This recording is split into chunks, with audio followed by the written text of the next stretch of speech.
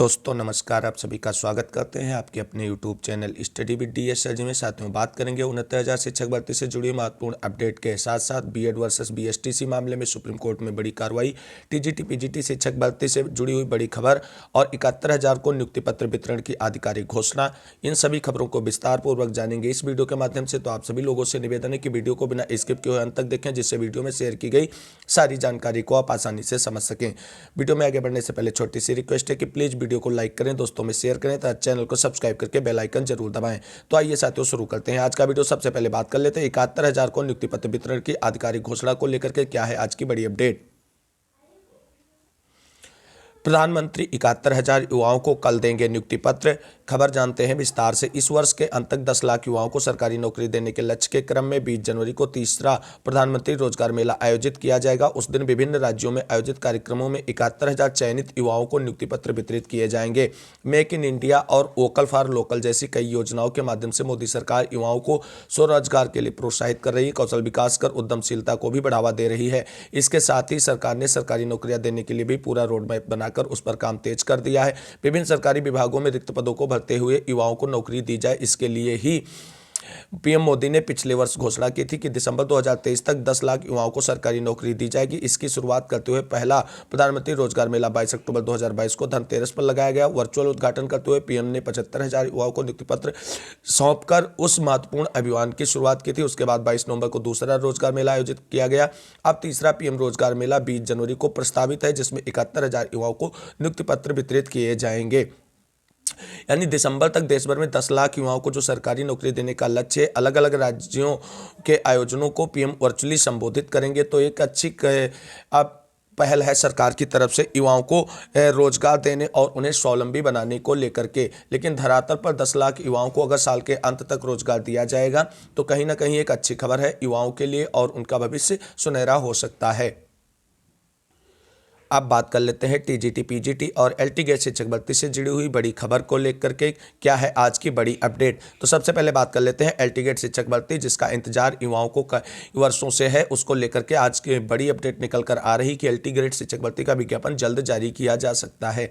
आप सभी लोग देख सकते हैं आयोग ने की भर्ती तो 2 चरणों में देनी होगी परीक्षा। एलटी गेट शिक्षक भर्ती को लेकर असमंजस की स्थिति बनी हुई है। एलटी गेट शिक्षक भर्ती इस बार उत्तर प्रदेश लोक सेवा आयोग यानी यूपीपीएससी कराएगा या नए शिक्षा सेवा चयन आयोग के जिम्मे यह भर्ती आएगी, अब यही स्पष्ट नहीं है। अगर यूपीपीएससी यह भर्ती कराता है तो इस बार भर्तियों को 2 चरणों में परीक्षा देनी होगी। आयोग ने वर्ष 2018 में एलटी गेट शिक्षक भर्ती का विज्ञापन जारी किया था। 15 विषयों में एलटी गेट शिक्षकों के 10,768 पदों पर भर्ती के लिए एक परीक्षा आयोजित की गई थी और इसी परीक्षा आधार पर अभ्यर्थियों का चयन किया गया था। इसके बाद आयोग ने राजकीय आश्रम पद्धति विद्यालयों और राजकीय इंटर कॉलेजों में प्रयोक्ता भर्ती के लिए प्रारंभिक और मुख्य परीक्षाएं कराई थी। आयोग ने अब अपनी भर्तियों में एकल परीक्षा की व्यवस्था हटा चुका। अब 2 चरणों की परीक्षा के माध्यम से भर्तियां की जा रही। आयोग को एलटी गेट शिक्षक भर्ती के तकरीबन 6,000 पदों का अधियाचन मिल चुका है। हालांकि आयोग ने वर्ष 2023 के कैलेंडर में एलटी गेट शिक्षक भर्ती को शामिल नहीं किया है। ऐसे में परीक्षा के आयोजन को लेकर असमंजस की स्थिति बनी हुई है। इस बीच नए शिक्षा सेवा आयोग के गठन का प्रस्ताव मांग लिया गया है। उधर आयोग ने एलटी गेट शिक्षक भर्ती की समकक्ष अर्हता स्पष्ट किए जाने को लेकर शासन से दिशा निर्देश मांगे हैं और जल्द ही एलटी गेट शिक्षक भर्ती से जुड़ी हुई अर्हता संबंधी जो विवाद है उसका निस्तारण कर लिया जाएगा। पहले तो जानकारी निकल कर आई थी कि आयोग की तरफ से उसका निस्तारण कर लिया गया है, लेकिन उस निस्तारण को शासन स्तर से मंजूरी मिलने पर ही ये स्वीकृत माना जाएगा। अब देखना है एलटी गेट शिक्षक भर्ती का इंतजार युवाओं को है, कितने पदों पर और कब आती है एलटी गेट शिक्षक भर्ती और कौन सी संस्था इस परीक्षा का आयोजन कराएगी। अगर यूपीपीएससी कराएगी तो प्री और मेंस एग्जाम होगा। अगर नया शिक्षा सेवा चयन आयोग के द्वारा इसकी भर्ती प्रक्रिया होगी तो वो देखते हैं कि इस भर्ती के लिए परीक्षा का प्रारूप कैसे तैयार करता है, प्री या मेंस या एकल परीक्षा व्यवस्था के आधार पर इसकी भर्ती प्रक्रिया की जाएगी। अब देखना यह है कि यूपीपीएससी की तरफ से जो कैलेंडर जारी किया गया है अपनी परीक्षाओं को लेकर के, उसमें एलटी गेट शिक्षक भर्ती को शामिल नहीं किया गया है। ऐसे में किस डेट में एलटी गेट शिक्षक भर्ती अगर आयोजित होती है इस वर्ष तो किस डेट में उसकी परीक्षा का आयोजन किया जाएगा। हालांकि कई आरक्षित वर्ग की डेटें दी हुई हैं तो उन्हीं डेटों में इसकी एग्जाम डेट भी अनाउंस की जा सकती है। जो भी अपडेट होगी एलटी गेट शिक्षक भर्ती से जुड़ी हुई आप सभी के साथ चैनल के माध्यम से शेयर करेंगे। अब बात कर लेते हैं टीजीटी पीजीटी शिक्षक भर्ती 2022 से जुड़ी हुई बड़ी खबर को। तो साथियों आप सभी को बता दें, टीजीटी पीजीटी शिक्षक भर्ती 2022 की एग्जाम डेट और सीट वृद्धि के लिए पुनः पोर्टल खोलने जाने को लेकर के माध्यमिक शिक्षा सेवा चयन बोर्ड के मुख्यालय पर आपको बता दें 16 दिन से लगातार अभ्यर्थी क्रमिक अनशन पर बैठे हुए हैं और लगातार उपाध्यक्ष, सचिव, उप सचिव सभी से मुलाकात हो रही है और वार्ता के दौरान आपको बता दें सीट वृद्धि और एग्जाम डेट को लेकर के अभी कोई राय नहीं बन पाई है। अब प्रतियोगी छात्रों और चयन बोर्ड के अध्यक्ष, सचिव और उप सचिव के मध्य कल तो स्पष्ट कर दिया था सचिव महोदय ने कि जो सीट वृद्धि के लिए पोर्टल पुनः खोले जाना और एग्जाम डेट का अनाउंसमेंट उनके बस में नहीं, ये शासन स्तर से निर्धारित होता है। तो ऐसे में कहीं ना कहीं माध्यमिक शिक्षा सेवा चयन बोर्ड जो है प्रतियोगी छात्रों से अपना पल्ला झाड़ता नजर आ रहा है। टीजीटी पीजीटी शिक्षक भर्ती से जुड़े हुए मामलों पर अब इस खबर को जानते हैं। क्या है बड़ी खबर? टीजीटी पीजीटी 2022 की भर्ती में सीट वृद्धि के मुद्दे पर पूर्व मंत्री से मिले छात्र। उत्तर प्रदेश माध्यमिक शिक्षा सेवा चयन बोर्ड पर प्रतियोगी छात्र मोर्चा का क्रमिक अनशन 15वें दिन भी जारी रहा। बुधवार को बड़ी संख्या में प्रतियोगी छात्र पूर्व मंत्री और विधायक सिद्धार्थनाथ सिंह से मिलने पहुंचे। उन्होंने आश्वासन दिया है कि वह बृहस्पतिवार को अनशन स्थल पर पहुंचकर उनकी बात सुनेंगे। छात्रों को महानिदेशक शिक्षा से वार्ता कर मिलने का समय भी दिलवाया। साथ ही इस मामले को लेकर सीएम के संज्ञान में लाने का आश्वासन दिया। प्रतियोगी छात्र मोर्चा के अध्यक्ष बीके खान के नेतृत्व में प्रतियोगी छात्र चयन बोर्ड पर टीजीटी पीजीटी 2022 में सीट बढ़ाने के लिए पोर्टल खोलने, पंचायत घोषित किए जाने समेत अन्य मांगों को लेकर क्रमिक अनशन कर रहे हैं। बुधवार को सैकड़ों की संख्या में प्रतियोगी छात्र पूर्व मंत्री और विधायक मिले उनके आवास पर पहुंचे। सिद्धार्थनाथ ने छात्रों को सरकार की तरफ से इस मामले में पूरा सहयोग देने का आश्वासन दिया है। साथ ही महानिदेशक स्कूल शिक्षा से वार्ता भी छात्रों की कराई गई है। हालांकि वहां से कोई बड़ी अपडेट या सकारात्मक खबर निकल नहीं आई है। अभी भी इंतजार रहेगा टीजीटी पीजीटी शिक्षक भर्ती 2022 की परीक्षा डेट और सीट वृद्धि के पोर्टल खोले जाने को लेकर के। जो भी अपडेट इससे जुड़ी हुई लेटेस्ट आएगी चैनल के माध्यम से शेयर करेंगे। इसके लिए चैनल से जरूर जुड़े आप सभी साथी।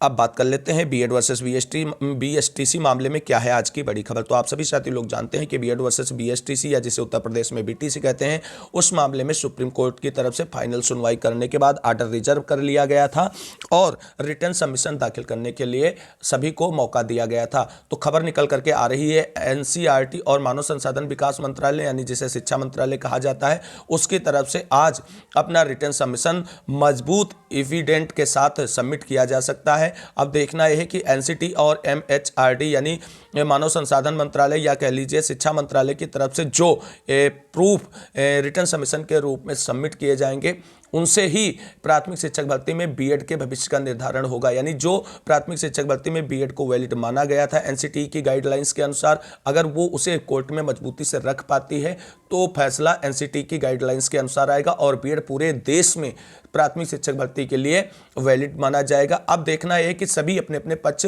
जो रिटर्न सबमिशन दाखिल करेंगे कितनी मजबूती से दाखिल करते हैं और फाइनल डिसीजन किस पक्ष में आता है। आपको बता दें किसी एक के पक्ष में फाइनल डिसीजन आने की कोई चांसेस बहुत कम लग रहे हैं, क्योंकि एनसीटी की जो कानून निर्माण की प्रक्रिया है वो काफ़ी मजबूत है। ऐसे में उम्मीद जताई जा रही कि दोनों पक्षों को बराबर का लाभ देते हुए सुप्रीम कोर्ट से आदेश आ सकता है। लेकिन उससे पहले कुछ भी कहना थोड़ी जल्दबाजी होगी। सुप्रीम कोर्ट की तरफ से जो भी आदेश आएगा उसके बारे में वही जान सकता है और उसके अनाउंसमेंट के बाद ही आप सभी को बता दें कि इस पर कोई भी चर्चा की जा सकती है और इसका आर्डर डिलीवर होने में लगभग 2 महीने से ज़्यादा का समय लग सकता है। तो आर्डर डिलीवर को लेकर के बिल्कुल भी परेशान होने की ज़रूरत नहीं है।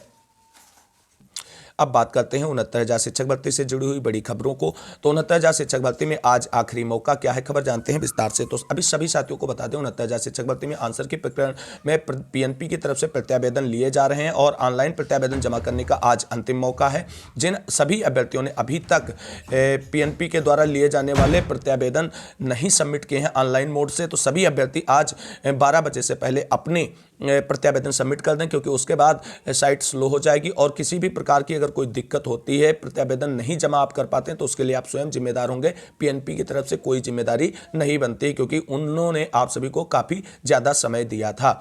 अब बात कर लेते हैं 69,000 शिक्षक भर्ती में चयनितों की नौकरी खतरे में, क्या है खबर जानेंगे विस्तार से।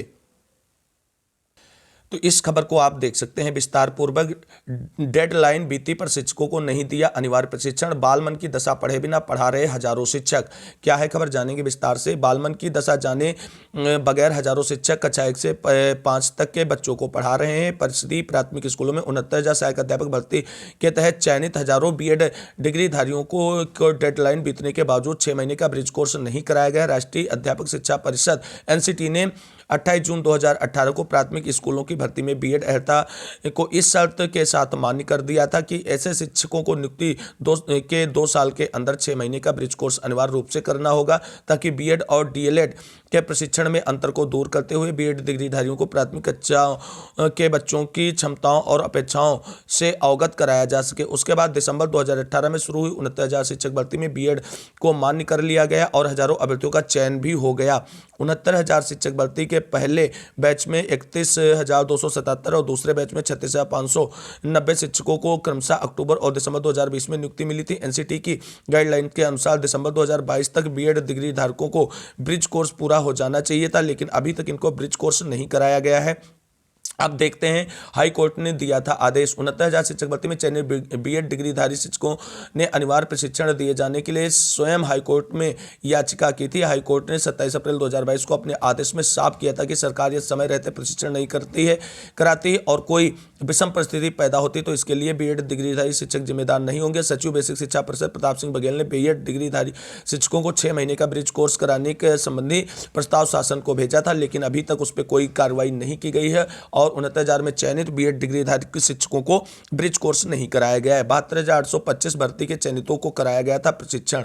69,000 शिक्षक भर्ती से पहले नवंबर 2011 में आई 72,825 प्रशिक्षु शिक्षक भर्ती में भी बीएड डिग्रीधारियों को मौका मिला था। सुप्रीम कोर्ट के आदेश पर इस भर्ती में चयनित बीएड डिग्रीधारियों को 6 महीने का ब्रिज कोर्स कराया गया था, जबकि 69,000 शिक्षक भर्ती में चयनित बीएड अभ्यर्थियों को कोई ब्रिज कोर्स नहीं कराया गया है। डेडलाइन बीत गई। अब देखना ये होगा कि इस पर क्या एक्शन लिया जाएगा एनसीटी की तरफ से या हाईकोर्ट की तरफ से। जो भी अपडेट होगी इससे जुड़ी हुई चैनल के माध्यम से शेयर करेंगे। अब बीएड की अर्हता मामले में अपील करेगा आयोग। क्या है खबर, मान्यता प्राप्त महाविद्यालयों में असिस्टेंट प्रोफेसर बीएड विषय की अर्हता विवाद पर उत्तर प्रदेश उच्चतर शिक्षा सेवा आयोग ने हाईकोर्ट के फैसले के खिलाफ अपील करने का निर्णय किया है। आयोग की बैठक में विज्ञापन संख्या 51 में शामिल बीएड के पदों पर विश्वविद्यालय अनुदान आयोग के मानकों पर भर्ती को आगे बढ़ाने पर सहमति बनी। 34 विषयों में असिस्टेंट प्रोफेसर के 1017 पदों पर भर्ती के लिए आयोग ने जुलाई 2022 में विज्ञापन संख्या 51 जारी कर 29 अगस्त तक ऑनलाइन आवेदन लिए थे। इसके लिए 90,159 अभ्यर्थियों ने आवेदन किया था। इसी बीच अभ्यर्थी अंजू और 2 अन्य ने बीएड विषय की अनिवार्य अर्हता को लेकर हाईकोर्ट में याचिका कर दी और उनकी मांग थी कि बीएड में असिस्टेंट प्रोफेसर भर्ती के लिए अनिवार्य अर्हता राष्ट्रीय अध्यापक शिक्षक परिषद यानी एनसीटी के अनुसार होनी चाहिए। अब देखना यह है कि इस भर्ती जो फंसी हुई इसमें क्या एक्शन लिया जाता है सरकार की तरफ से या कोर्ट की तरफ से। जो भी अपडेट होगा इन सभी से जुड़े हुए चैनल के माध्यम से समय समय पर आप सभी को जानकारी इसके बारे में मिलती रहेगी। अब बात कर लेते हैं 69,000 शिक्षक भर्ती में काउंसलिंग का शासनादेश जारी। तो आप सभी को बता दें 69,000 शिक्षक भर्ती में एनओसी प्रकरण को लेकर के काउंसलिंग शेड्यूल जारी कर दिया गया था बेसिक शिक्षा सचिव की तरफ से और अब विस्तृत शासनादेश जारी कर दिया गया है। आज यानी 19 जनवरी और 20 जनवरी को एनओसी वाले मामले में जो भी अभ्यर्थी हैं 69,000 शिक्षक भर्ती के उनकी काउंसलिंग प्रक्रिया पूरी की जाएगी। जो भी अभ्यर्थी इस एनओसी प्रकरण में शामिल हैं सभी अभ्यर्थी 19 और 20 जनवरी को अपनी काउंसलिंग प्रक्रिया जरूर पूरी करा लें और उसके बाद आपको कोई मौका नहीं मिलने वाला है, क्योंकि 2 दिनों का मौका आप सभी को बेसिक शिक्षा परिषद की तरफ से दिया गया है अपनी काउंसलिंग प्रक्रिया पूरी कराने को लेकर के और इसके बाद आप सभी की काउंसलिंग के बाद नियुक्ति प्रक्रिया पूरी की जाएगी। तो सभी साथी 19 और 20 जनवरी को अब जो मौका मिला है एनओसी प्रकरण में उसे छोड़े नहीं और अपनी नियुक्ति प्रक्रिया अवश्य पूरी करा लें। अब बात कर लेते हैं 25/8/2021 के बाद याचियों को कॉमन अंक। साथियों 69,000 शिक्षक भर्ती में आप सभी लोग जानते हैं आंसर के प्रकरण में कॉमन अंक उन्हीं को सुप्रीम कोर्ट के आदेश में दिया गया है जो 25/8/2021 के पहले याची बने थे। तो साथियों ऐसे में आप सभी को बता दें जो 25/8/2021 के बाद याची बने हैं या कहीं भी याची नहीं बने हैं उन अभ्यर्थियों का क्या कसूर था जो उन्हें कॉमन अंक नहीं दिया गया है। सुप्रीम कोर्ट की तरफ से कहीं ना कहीं ऐसे अभ्यर्थी जो याची नहीं बन पाए हैं या 25/8/2021 के बाद याची बने हैं उनको कॉमन अंक ना देने का आदेश जो निर्गत किया गया है वो कहीं ना कहीं अभ्यर्थियों के साथ एक तरीके का अन्याय ही है। क्योंकि सर्वोच्च स्तर की अदालत से ऐसी उम्मीद नहीं थी। अगर कॉमन अंक देने की बात की गई थी तो सभी अभ्यर्थियों को दिया जाता, इससे जो है कहीं ना कहीं सभी के साथ न्याय होता। लेकिन पता नहीं किस पॉइंट ऑफ व्यू से सुप्रीम कोर्ट ने याचियों को लाभ देने की बात की है, क्योंकि हो सकता है उसने उसके ये सोचा हो कि जो हमारी शरण में आए सिर्फ उन्हीं को लाभ दिया जाएगा। अब बता रहे हैं 25/8/2021 के बाद वाले जो याची हैं उनको सुप्रीम कोर्ट ने कंसीडर नहीं किया है कॉमन अंक देने के लिए। अगर सरकार चाहे, उत्तर प्रदेश सरकार चाहे तो सभी अभ्यर्थियों को एक अंक कॉमन दे सकती है। उस पर कोर्ट की तरफ से कोई बाउंडेशन नहीं जारी किया जाएगा, लेकिन सुप्रीम कोर्ट की तरफ से सिर्फ और सिर्फ 25/8/2021 से पहले बनने याचियों को ही कॉमन अंक देने का आदेश दिया गया है और उसी पर पीएनपी ने अभी तक कार्य किया है। और आपको बता दें, अब जो कॉमन अंक मामले में या 6800 मामले में याची बन रहे हैं वो सभी साथी बिल्कुल अपने समय और पैसे की बर्बादी कर रहे हैं। अब आपको याची बनने से 69,000 शिक्षक भर्ती में कोई लाभ किसी भी प्रकार का नहीं मिलने वाला है। ये बात आप बिल्कुल पक्की मानकर चलिए, क्योंकि जब आपको याची बनना था तब आपके पास जानकारी नहीं थी या कौन सा कारण था आप नहीं बन पाए। अब आप अपने समय और पैसे की बर्बादी करके याची बन रहे हैं, हालांकि उनसे कुछ भी नहीं होने वाला है। जैसा कि आप सभी लोग जानते हैं, कॉमन अंक को लेकर के सुप्रीम कोर्ट का आदेश आ चुका है और उसने इससे जुड़ी हुई सारी कनेक्टेड याचिकाओं को डिस्पोज्ड ऑफ कर दिया है। अब नई याचिकाओं पर विचार सुप्रीम कोर्ट करेगा या नहीं करेगा, यह सुप्रीम कोर्ट की स्वेच्छा पर निर्भर है। हालांकि 25/8/2021 के बाद जितने भी याची बने हैं वो अपनी रिट इस बेसिस पे सुप्रीम कोर्ट लेकर के जा सकते हैं कि महोदय, जो आपने आदेश निर्गत किया है याची लाभ के लिए, तो उस पर आप पुनर्विचार कीजिए। और इस तरीके से सभी अगर संगठित हो जाते हैं अभ्यर्थी 69,000 शिक्षक भर्ती के जो 25/8/2021 के बाद याची बने हैं या अभी तक याची नहीं बने हैं और कॉमन अंक प्राप्त करने की चाह रखते हैं, तो उन्हें कहीं ना कहीं पुनर्विचार याचिका दाखिल करके सुप्रीम कोर्ट में अपने मैटर को उसके सामने रखा जा सकता है। हो सकता है सुप्रीम कोर्ट आप सभी के मैटर को सुने और एक पुनर्विचार करने के बाद जो है रिव्यू पिटीशन के माध्यम से आप सभी लोगों के लिए भी कॉमन अंक का आदेश निर्गत कर दिया जाए। लेकिन उम्मीद इसकी भी मतलब 1% है, ज़्यादा चांसेस इसके नहीं, क्योंकि ये पूरा मुद्दा सुप्रीम कोर्ट की तरफ से बिल्कुल भी क्लोज्ड कर दिया गया है, यानी इस पर अब कोई विचार उसे करना नहीं है। तो साथियों, ये थी आज की कुछ बड़ी अपडेट जिसको मैंने आप सभी के साथ शेयर किया है। उम्मीद है जानकारी आप सभी लोगों के लिए हेल्पफुल लगी होगी। जानकारी अच्छी लगी तो प्लीज़ वीडियो को लाइक करें, दोस्तों में शेयर करें, चैनल को सब्सक्राइब करके बेल आइकन दबाना ना भूलें। मिलेंगे अगली वीडियो में, तब तक के लिए सभी साथियों को जय हिंद, जय भारत, वंदे मातरम। आप सभी साथियों का दिन शुभ हो।